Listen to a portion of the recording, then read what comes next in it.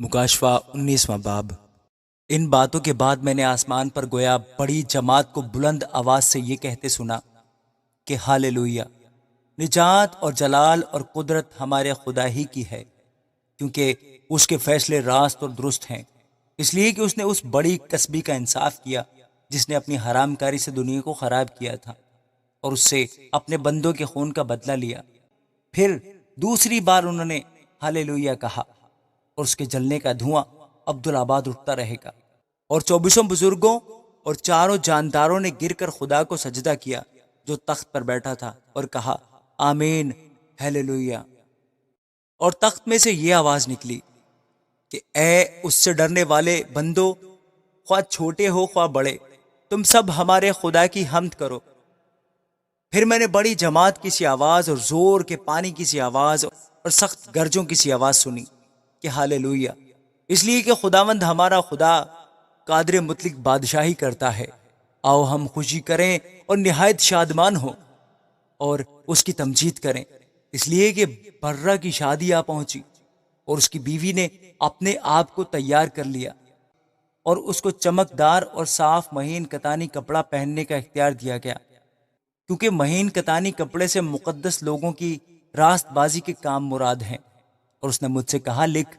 مبارک ہیں وہ جو برہ کی شادی کی ضیافت میں بلائے گئے ہیں۔ پھر اس نے مجھ سے کہا یہ خدا کی سچی باتیں ہیں، اور میں اسے سجدہ کرنے کے لیے اس کے پاؤں پر گرا۔ اس نے مجھ سے کہا کہ خبردار،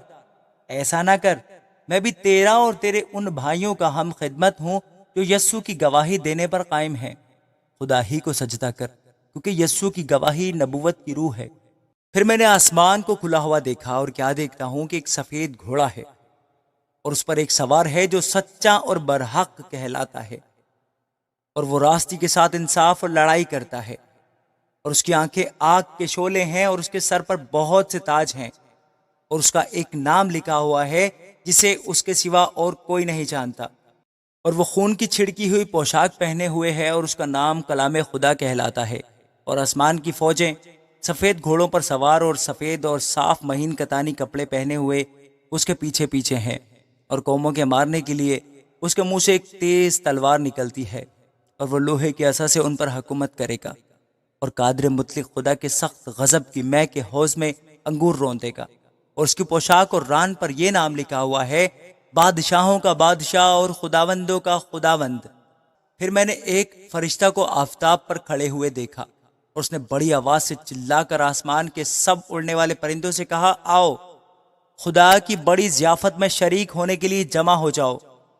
تاکہ تم بادشاہوں کا گوشت اور فوجی سرداروں کا گوشت اور زوراوروں کا گوشت اور گھوڑوں اور ان کے سواروں کا گوشت اور سب آدمیوں کا گوشت کھاؤ، خواہ آزاد ہوں خواہ غلام، خواہ چھوٹے ہوں خواہ بڑے۔ پھر میں نے اس حیوان اور زمین کے بادشاہوں اور ان کی فوجوں کو اس گھوڑے کے سوار اور اس کی فوج سے جنگ کرنے کے لیے اکٹھے دیکھا، اور وہ حیوان اور اس کے ساتھ وہ جھوٹا نبی پکڑا گیا جس نے اس کے سامنے ایسے نشان دکھائے تھے جن سے اس نے حیوان کی چھاپ لینے والوں اور اس کے بت کی پرستش کرنے والوں کو گمراہ کیا تھا۔ وہ دونوں آگ کی اس جھیل میں زندہ ڈالے گئے جو گندک سے جلتی ہے، اور باقی اس گھوڑے کے سوار کی تلوار سے جو اس کے منہ سے نکلتی تھی قتل کیے گئے، اور سب پرندے ان کے گوشت سے سیر ہو گئے۔ آمین۔